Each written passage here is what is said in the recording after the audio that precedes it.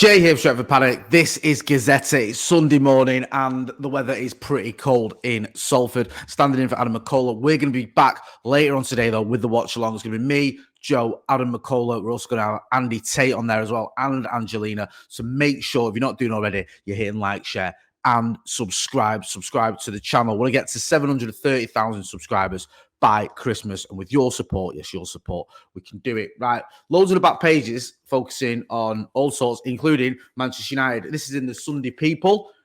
See there? Ten Hag. Yeah, very clever pun there.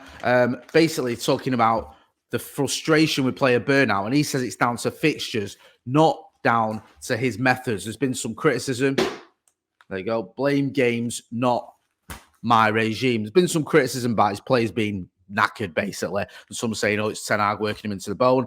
Others saying, actually, it's the fixtures, and that's what Ten Hag is saying. It says Ten Hag has rubbish claims that Manchester United's injury crisis is being caused by his training regime, and instead insists his players have been stretched beyond their physical limits by their grueling match schedule. He said, last year we played the most games across Europe. Last year was also a weird year with a World Cup in the middle of the season. Every manager has complained about the schedule, and I have heard Thomas Tuchel's statements. Obviously, it's a similar thing. But each year they keep adding games to the schedule. Next year they will add 2 more games, and we've already achieved the limits and even gone above the limits the players can handle. In the first 12 Premier League games, the physical standards have been even higher in comparison to last year. You have choices to make. Either you match it by training and preparation, or you drop off. He's talking there. I don't need to read you the full quotes, but about the fact that there's just more games than ever. United last season, I think we could have only physically have played 3 more games, because we played, obviously, all the games in the Carabao Cup. We got to the final, all the games in the FA Cup, the full complement of Premier League games, of course. And in the Europa League, we played those 2 extra games against Barcelona, and we got, was it the quarters? So unless we got to the final, we couldn't have played any more. So that's a pretty hectic schedule. Plus, as Ten Hag mentions there, you throw in a World Cup in the middle of it, and you had players like Bruno Fernandes, like Marcus Rashford, that played a lot of games for Manchester United and a lot of games for their country, as well. Plus, Rafael Varane played games for his country. Martinez played games for his country. It wasn't easy. So I understand where Ten Hag's coming from. It was a bit of a grueling schedule, and it's not letting up, and now there's going to be even more games. This one here, this is in the back of the Daily Star. Fair play. Ten Hag backs Prem throwing book at clubs over cash rules. Erik Ten Hag believes the Premier League are right to enforce their financial fair play regulations on clubs who break the rules. The Man United boss takes his team to Everton after the Merseysiders were docked 10 points for failing to meet profit and sustainability rules. And although the Dutchman admitted he did not have enough information to comment on the severity of the punishment given to the Goodison club, he feels there must be sanction for those teams who spend beyond their limits. Let's not kid ourselves here. We all know what everyone's thinking about, or who everyone's thinking about when it comes to financial fair play and punishments, and it ain't Everton. He said, it gives you limitations. You ask about bringing this player in, but you have to match the rules. Within those rules, you have to construct the best squad possible. You have to match the rules. Because otherwise it is not fair anymore. I don't know every detail from the Everton case. I am not a financial expert, and obviously the club are dealing with that. So also says there's another little thing here. It says Shaw's ready to rumble. Luke Shaw is about to unveil version 2.0 after intense private fitness campaign that has given him the chance to ignite Manchester United's stuttering season. There's also a little piece there about Donny van der Beek. I don't know if you saw this yesterday.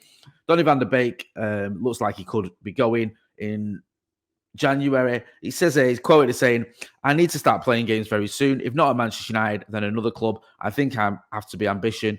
I earn a good living at United, but money is not my motivation. It's just not worked out for Donny van der Beek, has it? And I think it's time for him to go, basically. Yeah. He came with a bit of a fanfare, been a part of that Ajax team that have been successful. He'd been a Ballon d'Or nominee, never ever got going at Manchester United.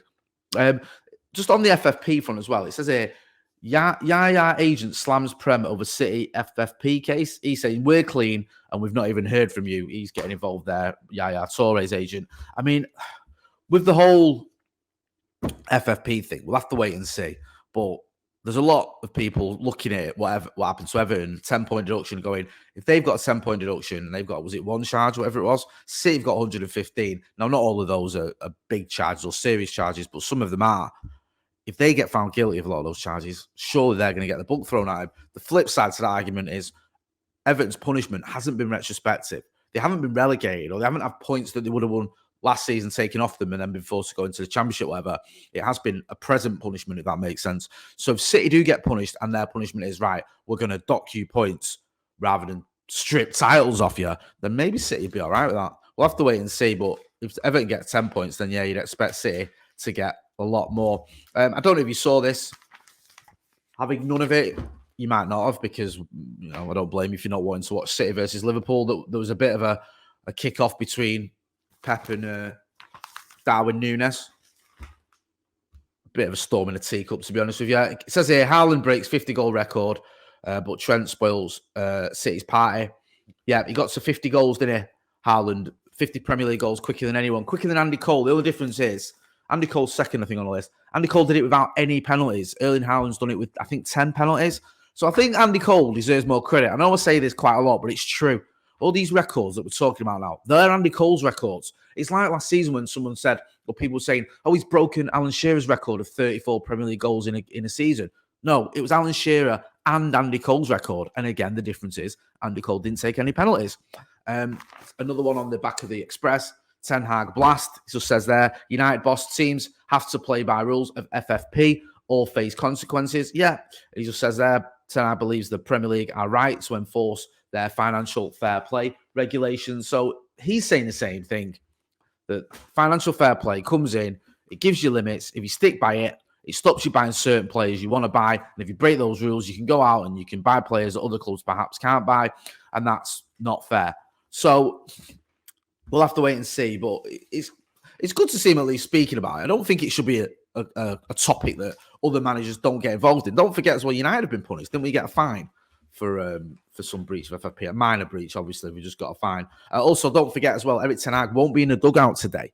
He's suspended, isn't he? He's got to be in the stands because of that yellow card. I think he accrued, is it 3 yellow cards he got for over the course of this season? So yeah, he's basically suspended. He's got to sit in the stands. So I think it'll be Steve McLaren and is it Mitchell van der Gaag who'll be coming in and taking over there. Anyway, I'm going to leave it there. Make sure you're hitting like, share, and subscribe. Don't forget, we're going to be back later on today, an hour before kickoff. We will be live with the watch along. Me, Adam McCullough, Joe Smith, Andy Tate's going to be there. Angelina Kelly's going to be there as well. And if you're not doing, check out our event on the 28th of Dublin. We're going to be in Dublin with all four of us, me, House, and Steve, and Maka, and also Wes Brown as well. Yes, the hardest man in all the town. So make sure if you can get over to Dublin on the 28th of December, you join us. Abby J. Motty. This has been Gazzetta outside a pretty cold Salford. I'm not outside. I'm inside the kitchen. Thanks for watching.